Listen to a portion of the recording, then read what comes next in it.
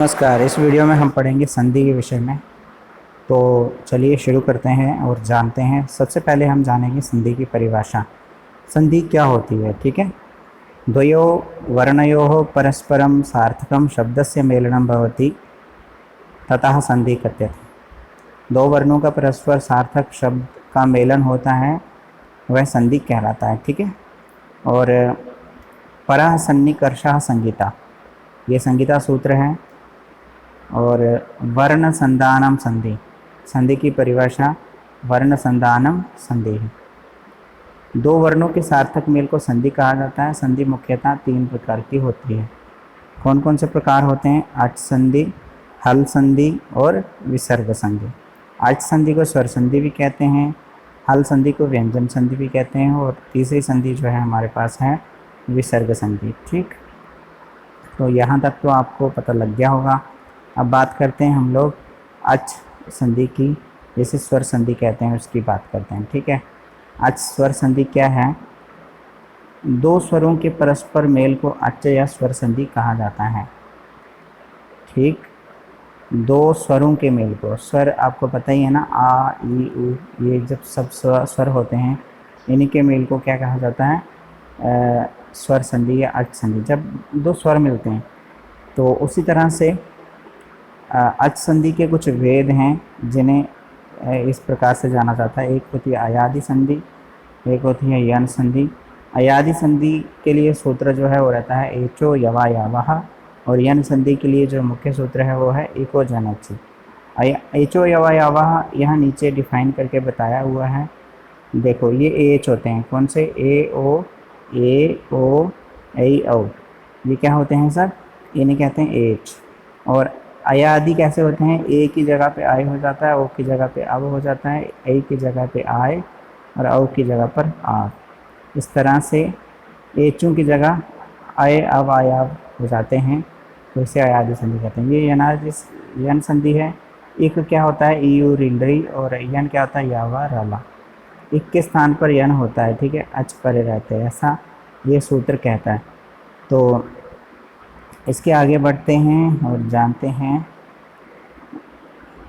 यहाँ आप देख रहे होंगे स्वर परे रहते लिखा है, स्वर परे रहते।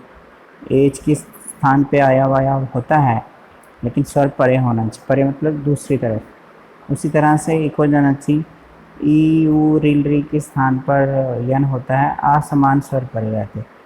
वैसा का वैसा स्वर नहीं होना चाहिए, उसका मिलता दूसरा स्वर होना चाहिए, ठीक है। यदि आ होगा तो आ के परे आ ही नहीं होगा, ई होगा तब जाके अगर यन संधि का वहाँ नियम बन रहा है तो यन संधि होगी।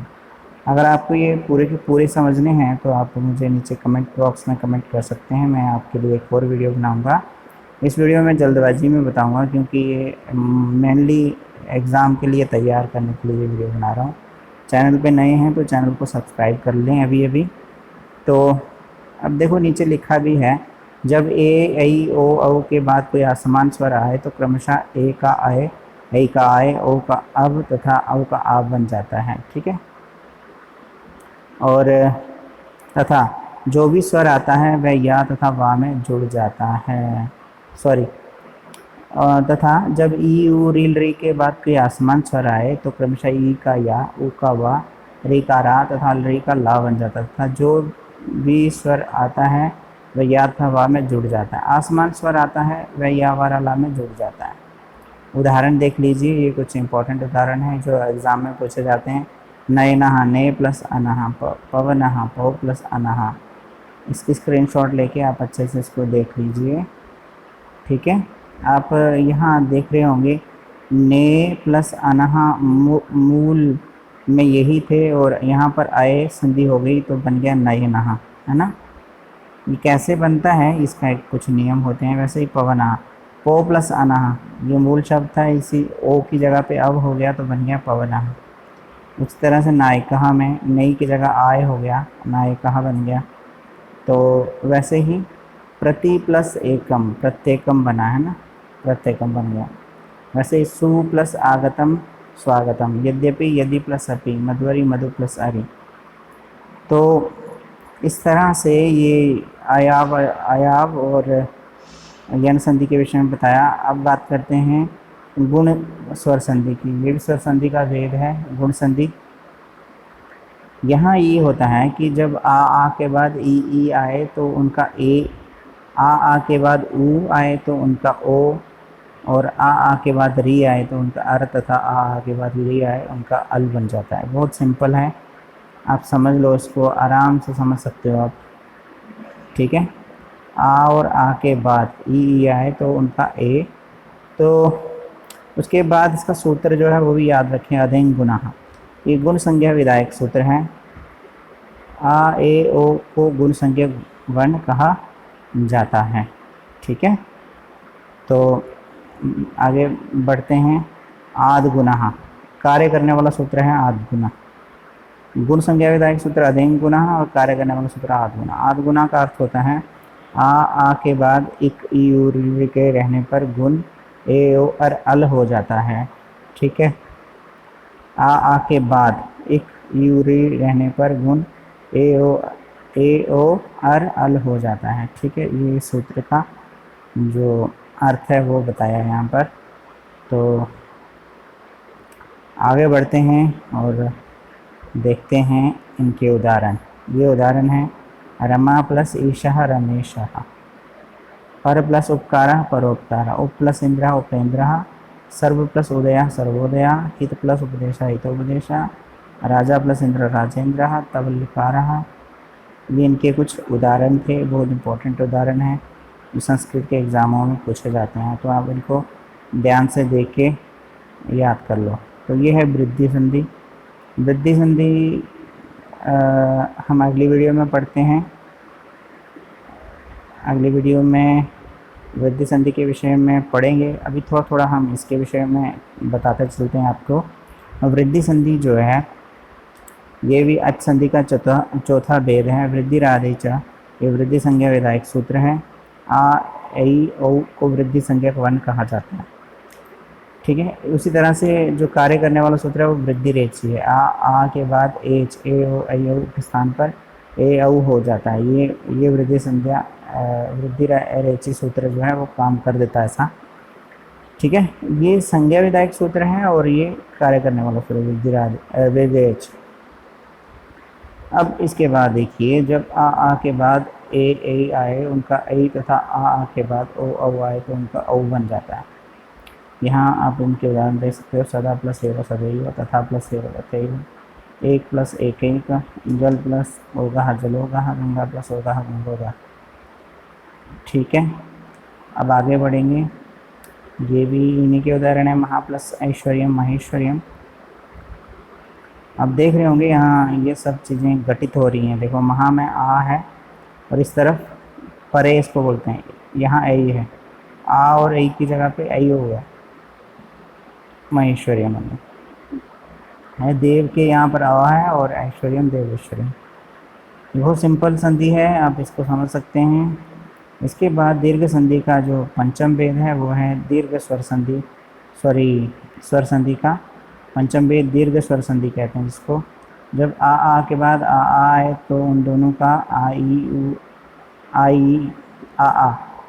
देखो, जब आ या आ के पास, ठीक है, आ और आ आए और आ आए तो उन दोनों का आ हो जाता है। एक ही आ होगा और होगा वह दीर्घ। वैसे ही ई के बाद ई आए तो उन दोनों का ई हो जाएगा। ऊ के बाद ऊ आए तो उन दोनों का ऊ, तथा री के बाद री आए तो उन दोनों का री बन जाता है। ठीक है, दीर्घ री बन जाता है। संस्कृत में दीर्घ री भी होता है। ये बहुत सिंपल सी बात है। और अब बात करते हैं हम लोग इसके कार्य सूत्र की। वो है अका स्वर्ण दीर्घ।